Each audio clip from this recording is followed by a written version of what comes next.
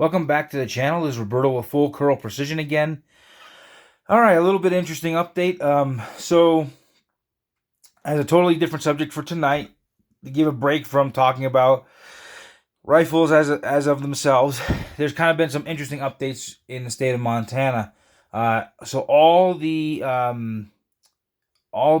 tags are going digital, and that's actually kind of a nice thing. I don't have to keep track of making sure I have this tag or that tag. I just have to have the app and then proof that I have it and I e-tag it. So that's kind of a nice feature. Um, and from what I understand, most things now are for non-resident are going to have to be on a draw system. I'm going to be putting in for a few draws this year. Nothing crazy. Mostly I'm going to be going for the pronghorn. I'm going to put in for a limited draw elk area not far from where I live because I have some friends that live about an hour and a half north of me, and where they live is in a draw zone. But if you draw a tag, the odds of you filling the tag are really good. So I'll try for that. Maybe I get it, maybe I don't. Beyond that, I'm probably not going to do anything else that's going to be significant. As much as I like the idea of drawing a moose tag, I don't exactly like the idea of getting it out. I see plenty of moose. They're kind of cool to see. So I don't know. I might. There's some areas not far from where we live that there's some river bottom areas that are public land, and I see cow moose on there pretty regularly. So if I were to ever somehow draw that tag, I think it would be pretty good odds of actually filling it. But then again, like I said, it's also getting it out. It's flat, sure, but you know what? And I know some people probably think I'm a wimp, but a mile pack out is still a mile pack out. 1,000-pound animal, that's a lot to get out of the backcountry, regardless of where it's at. So, yeah. So I don't know. I like the idea, but at the same time, I don't want to necessarily have that much work. I got enough stuff going on. But either way, I plan on putting in for a lot of whitetail this year. Just buying the over-the-counter doe tags. I have several friends that are going to be putting in for the pronghorn tags in the same region, the same area that I shot my buck and my calf elk. That same area, there's a couple circles, and every time, and this is without exception, every time we went out, we saw between 80 to 100 pronghorn on this one field. Every single time. So if I can draw a tag, or my wife draws a tag, or I get a couple other buddies draw tags, whatever, the plan is with the new cartridge for the fall, the 27 Ibex, work up a really solid load. That's going to be ideal for medium game, and the plan is to film that hunt and get that on video. And when I say film the hunt, I mean we're gonna be getting some practice in at shooting 500 and even 600 yards. And I'm mostly doing that so I can prove the capabilities of the cartridge. If my tolerances work out as planned, I anticipate being able to have shots that are going to be like groupings that are going to be consistently quartered, like 0.25 to 0.35 inch all the time. That's the plan, is to get that kind of accuracy. And so again, I'm not building a match grade where I'm expecting to get under 0.2 all the time. If that happens, great. I'm using a good quality barrel.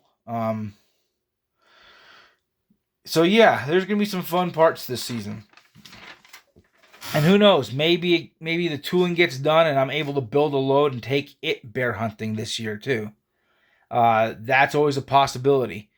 Where I live, there's a section that allows me to go east straight into the mountains, and there are some grizzly up there, but nowhere near as many as there are in, like, say, the Madison Range, which the Madison Range goes down and connects directly into Yellowstone. Uh, and right off of there on the other side, you have the Gravelly Range. That is also connects down into that Yellowstone. It just keeps going straight down. The very north end of that, right off of the Gravellys, is an area called the Upper Ruby. Tons and tons of bears up there. From what I understand, the black bear hunting there is basically dead. In the Madisons, the Gravellys, and the Upper Ruby, black bear hunting essentially is non-existent. The grizzlies have either chased them all off or have killed them all. There's just not much up there anymore. I've been through those areas. I get to see a lot of animals like bighorn sheep. Get to see elk, bison. There's a lot of mule deer. There's moose. Of course, whitetails down in the bottoms. But at the end of the day, I'm more about just the practical management aspect of hunting in terms of our abilities, because it's not like I have the time and energy to just take 2-3 weeks and go hunting. As nice as it would be, I don't have that kind of finances. So most of our hunting entails a little bit of a weekend, getting off maybe 2-3 hours early on an evening and then just going out. And so that's where my aspect is. We have a good working relationship with a couple of ranches right here in the valley. Actually, make that 3 ranches, and they all give us permission to hunt whitetails, and 2 of them are doe only, and I'm perfectly fine with it. Last year, one actually gave us permission to hunt some mule deer does. Things didn't work out with that, but they were at least kind enough to let us try. And that's all I care about. So I have a good working relationship with 3 ranches. I'm going to keep that going. Yeah. And there's some public areas. But as a whole, that's what I'm after for a draw is going to be getting a pronghorn. I've never done it. It's something I've always wanted to do. And I know it wouldn't be an absolute nightmare to get it out. So that's my thing. That's what I'm more after. Just to try something new. And of course I want to get another elk. That's I'm always good with that. And no, I'm not a trophy hunter by any stretch of the imagination if you haven't figured it out by now. So a big calf, a good sized cow, because this is my litmus test for myself as hunting, but also those I hunt with. Is let's say we're going out and together, and we come across a herd of elk. Let's say it's about 100 to 150. Let's just say 100 head of elk. They're all cows. You don't see it, not even a spike among them. So you see these cows right in front of you at 200 yards. They haven't spotted us, whatever the case is. And in your binocs, way off in a mountain pasture, you pick up a dot.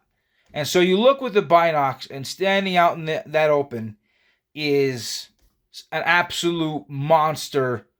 Let's just say he's a 7x7 or even an 8x8 bull.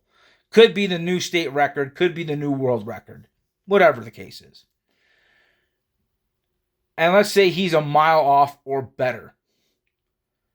Now, as cool as it would be to go there, my thing is I would rather fill the tag in front of me and go home than to spook this herd in front of me and potentially blow him out.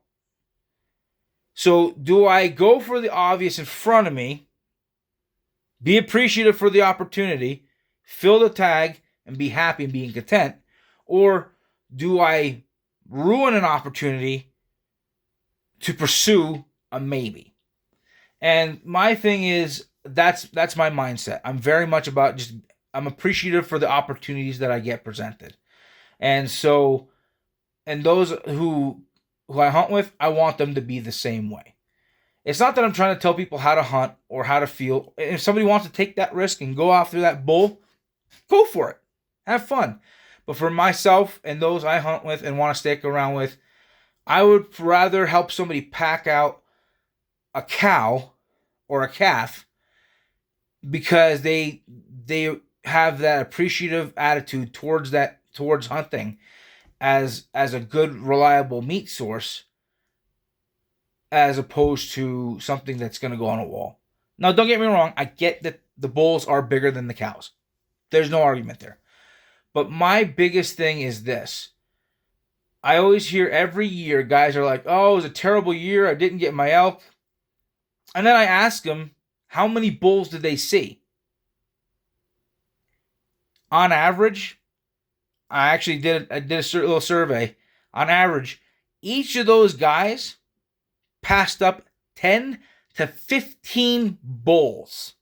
And I'm not talking about little spikes. I'm talking about good 3 or 4 year old bulls that were in the 300-inch plus range. They had an opportunity. They chose to pass on it. And then they're like, oh, it's bad hunting. I'm like, how is that bad hunting? You had not, here you are telling me that you're a meat hunter, but then you pass on the opportunity to fill your tag. That doesn't make sense. Now, again, I have no problem with somebody who chooses to be a trophy hunter. If that's the case, fine. But if you're passing on an opportunity for the meat because the rack isn't large enough, you're not a meat hunter. You're a rack hunter. And that's fine. But just admit that you are. So, again, tying back into this, if you're in, let's say, the Southwest Montana area, and you want to put in for a pronghorn tag and you want to try, there's an area where we could try, and heck, I'll let you use what I'm going to work on, and let's see if we can get it on film. I think it'd be kind of cool. So, but yeah, I'm after pronghorn more than anything else. If you are from out of state, comment what you're wanting to hunt, what you're putting in for, and what you're hoping to get. Or if you haven't, what you've been putting in for as a potential for years. Or what areas you like to hunt, or whatever the case is. I like to hear from other people's experiences. So that's what I have for tonight on this video. Please like, subscribe, share, comment, and we'll talk to you again.